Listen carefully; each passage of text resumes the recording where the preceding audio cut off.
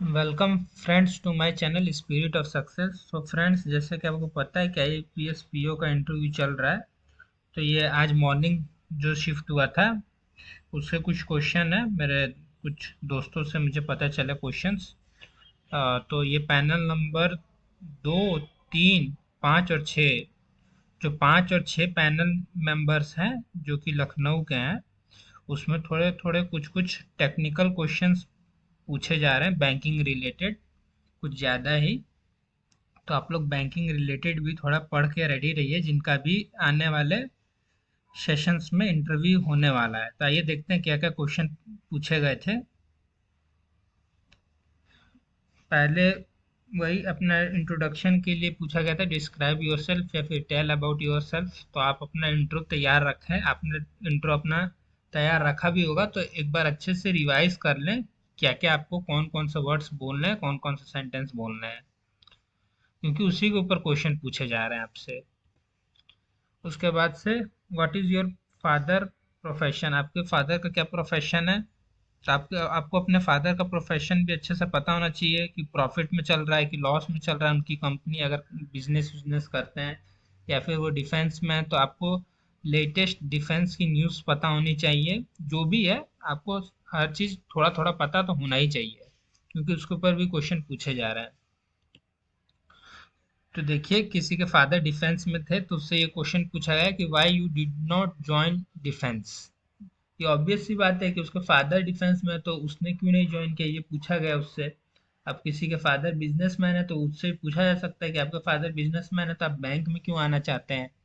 तो आप उसका एक वैलिड रीजन तैयार रखिए। ऐसा कुछ सिचुएशन अगर हो तो आप उसका सही से टैकल करके अच्छे से जवाब दें और उनको सेटिस्फाई करें, पैनलिस्ट्स को। अब देखिए, किसी से पूछा गया था कि व्हाट मेक्स यू यूनिक, आपको क्या यूनिक बनाता है। तो आप अगर आपकी स्माइल अच्छी है तो आप अपने बता सकते हैं कि मेरी स्माइल अच्छी है। चाहे आप ये बता सकते हैं कि मैं शांति से किसी की बात पहले सुनता हूँ उसके बाद से कोई भी कंक्लूजन निकालता हूँ। जो भी आपकी यूनिकनेस है वो आप बता सकते हैं कि क्या आपको यूनिक बनाता है। काम कंपोज रहते हैं कोई भी सिचुएशन में आप, चाहे कितनी भी वर्स्ट सिचुएशन हो। तो आप अपना एक ये पॉइंट रेडी रखिएगा, क्योंकि ये भी अब पूछे जा रहे हैं ऐसे ऐसे क्वेश्चंस भी, क्योंकि ये तो यूज टू हो गए स्टूडेंट्स, 2-3 दिन से इंटरव्यू चल रहा है। तो अब इंटरव्यूअर्स अब धीरे धीरे धीरे धीरे क्वेश्चंस चेंज कर रहे हैं पैटर्न में अपने। ये पूछा गया कि from where you are preparing, ये कल भी पूछा गया था इंटरव्यू के लिए तुमने कहाँ से प्रिपेयर किया था। आपने जहाँ से प्रिपेयर किया आप रेडी रखिए इस पॉइंट को भी। बैंक के फंक्शंस क्या होते हैं, बैंक क्या होता है, बैंक के फंक्शंस क्या होते हैं, ये क्वेश्चंस में मैं कई बार आपको वीडियो में बता चुका हूँ। तो बैंक के फंक्शंस होते हैं कि डिपॉजिट को एक्सेप्ट करता है, लोन देता है, फंड्स देता है, प्रोवाइड करता है इंडिविजुअल्स और ग्रुप्स को। तो ये इसके फंक्शंस होते हैं। अब बैंक की डेफिनेशन तो कई बार आपको मैंने बताई है वीडियोज में। देखिए, अब आ रहे हैं स्मॉल फाइनेंस बैंक के ऊपर भी क्वेश्चन पूछे जा रहे हैं, पेमेंट बैंक के ऊपर भी क्वेश्चन पूछे जा रहे हैं। तो ये स्मॉल फाइनेंस बैंक में minimum paid up capital require कितना होता है स्मॉल फाइनेंस बैंक का। तो आई थिंक 200 करोड़ रुपीज होता है स्मॉल फाइनेंस बैंक का मिनिमम पेड अप कैपिटल। अब इसमें पूछा गया है कि how much credit small finance bank has to give to priority sectors. तो जो प्रायोरिटी सेक्टर्स होती है उनको कितना परसेंट वो स्मॉल फाइनेंस बैंक क्रेडिट देता है। तो 75% credit small finance bank priority sector को देता है। ये आपको पता होना चाहिए परसेंट में। उसके बाद से small finance bank maximum loan किसी इंडिविजुअल को और या फिर किसी ग्रुप को मैक्सिमम लोन कितना दे सकता है, ये भी पूछा गया है। इसीलिए मैं बोल रहा हूँ आपको कि अब धीरे धीरे लेवल अब इंक्रीज हो रहा है इंटरव्यू का। तो आप लोग टेक्निकली बैंकिंग रिलेटेड थोड़ा स्ट्रांग रहिए और ये सब पॉइंट्स को देखते रहिए। Small finance bank, payment bank, corporation bank, ये सब के बारे में आपको पता होना चाहिए। तो मैक्सिमम लोन होता है इंडिविजुअल को कि जितना भी इस स्मॉल फाइनेंस बैंक का नेट वर्थ जितना भी है उसका 10% इंडिविजुअल को लोन दे सकते हैं, और जो ग्रुप होता है उसको नेट वर्थ का 15% लोन दिया जा सकता है ग्रुप्स को। तो एक पॉइंट याद रखिएगा, मैक्सिमम लोन इंडिविजुअल को small finance bank 10% of net worth देता है अपना, और 15% ऑफ नेटवर्थ ग्रुप्स को देता है स्मॉल फाइनेंस बैंक। देखिए एक ये भी बहुत अच्छा क्वेश्चन पूछा गया है आज में कि under PCA prompt corrective actions which power of banks are withdrawn. तो अगर कोई बैंक पीसीए के अंडर में आ जाता है तो आरबीआई क्या करती है कि उस बैंक की लोन देने की पावर को छीन लेती है। तो वही इस इंटरव्यूअर ने कुछ सेंटेंस में पूछ लिया होगा तो उनको समझ में नहीं आया होगा। तो ये जो पीसीए होता है इसके अंडर में जब कोई भी बैंक आता है तो आरबीआई बैंक्स की जो लोन देने की जो पावर होती है उसको विथड्रॉन कर लेता है, खींच लेता है। मिनिमम पेड अप कैपिटल कितनी रिक्वायर होती है पेमेंट बैंक्स के लिए? देखिए स्मॉल फाइनेंस बैंक का भी पूछा गया है, पेमेंट बैंक का भी पूछा गया है, तो ऐसे ऐसे क्वेश्चन आ रहे हैं। तो पेमेंट बैंक के लिए 100 करोड़ चाहिए minimum capital. Payment banks maintain how much percent deposit in government bonds.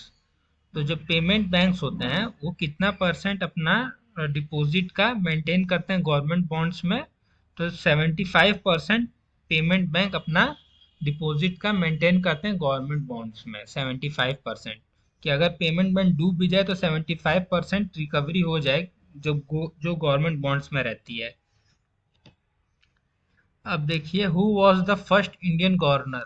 अब इतने दिन से नॉर्मल गवर्नर पूछा जा रहा था कि कौन है अभी प्रेजेंट में, तो शक्तिकांत दास जी थे। अब पूछ लिया गया है कि फर्स्ट इंडियन गवर्नर कौन है।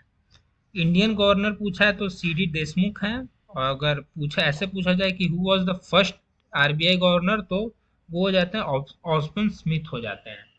तो ये पॉइंट याद रखिएगा, first Indian governor CD Deshmukh और फर्स्ट आरबीआई गवर्नर हो जाएंगे तो वो ऑस्बन स्मिथ हो जाएंगे।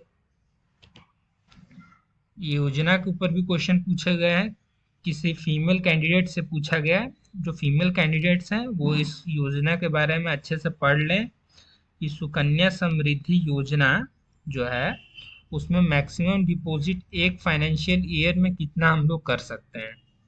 तो मैक्सिमम डिपॉजिट 1.5 लाख हम लोग डिपॉजिट कर सकते हैं सुकन्या समृद्धि योजना में इन वन फाइनेंशियल ईयर। और मिनिमम अमाउंट कितना रिक्वायर्ड होता है इस अकाउंट को खोलने के लिए? तो 250 rupees I think minimum account होता है। आप लोग भी एक बार चेक कर लीजिएगा गूगल चाहे किसी पर कि मिनिमम अमाउंट कितना होता है सुकन्या समृद्धि अकाउंट योजना खोलने के लिए। तो मिनिमम आई थिंक 250 ही होता है। तो ये जो फीमेल कैंडिडेट्स हैं जो देख रहे हैं वीडियो, इस योजना को अच्छे से एक बार देख लीजिएगा आप लोग, क्योंकि आप लोग के इंटरव्यू के पॉइंट ऑफ व्यू से बहुत इंपॉर्टेंट है योजना, ये पूछी जा रही है फीमेल कैंडिडेट से। और ये भी पूछा जा रहा है पीएम मुद्रा योजना। तो शिशु किशोर और तरुण तीन होते हैं और इनका रुपीस का एक लिमिट होता है। तो शिशु का होता है up to 5,000 rupees, 50,000 rupees, 50,000 rupees तक इसमें जमा किया जा सकता है। इसमें लोन मिलता है 50,000 रुपीज तक शिशु में। किशोर में मिलता है 50 से 5 लाख तक और तरुण में मिलता है 5 लाख से 10 लाख तक। तो इस योजना के बारे में भी आप लोग एक बार देख लीजिएगा कि शिशु किशोर और तरुण का जो लोन जो पैसे का जो है वो एक बार देख लीजिएगा आप लोग अपने अकॉर्डिंग। और स्टार्ट कब हुआ था ये भी देख लीजिएगा, 2015 में हुआ था पीएम मुद्रा योजना।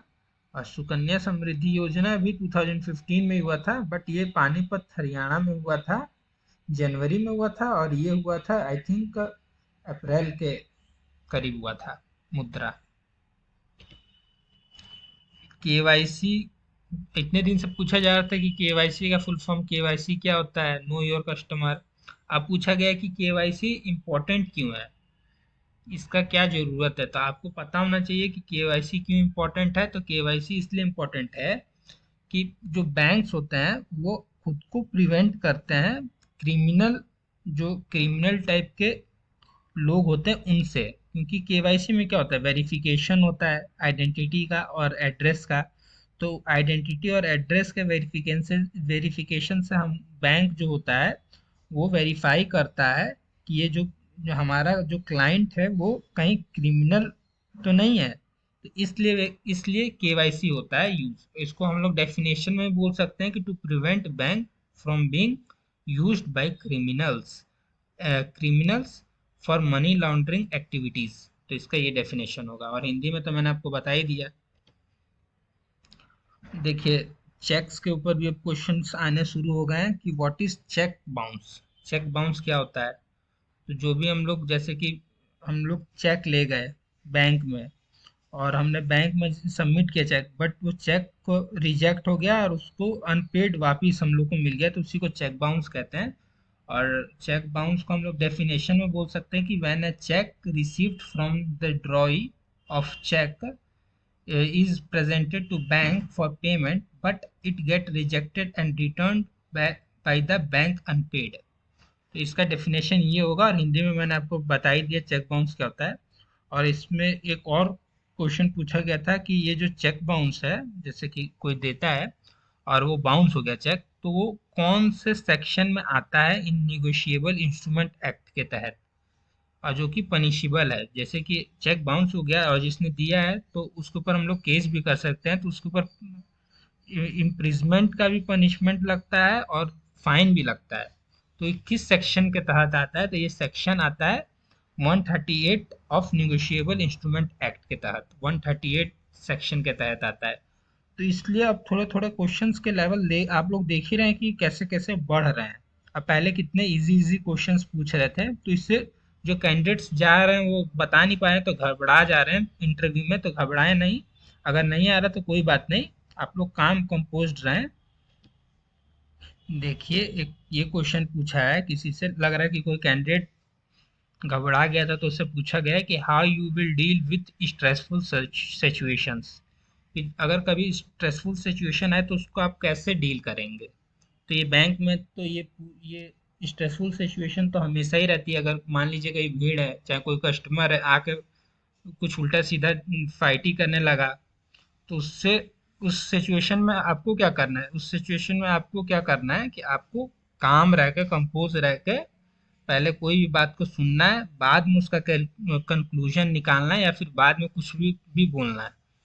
तो ये आप, इसके लिए आप बोल सकते हैं कि कोई भी सिचुएशन में काम कंपोज रहूं और उसको अपने माइंड से सही सिचुएशन को कंक्लूड करूं, यही आपका आंसर होना चाहिए।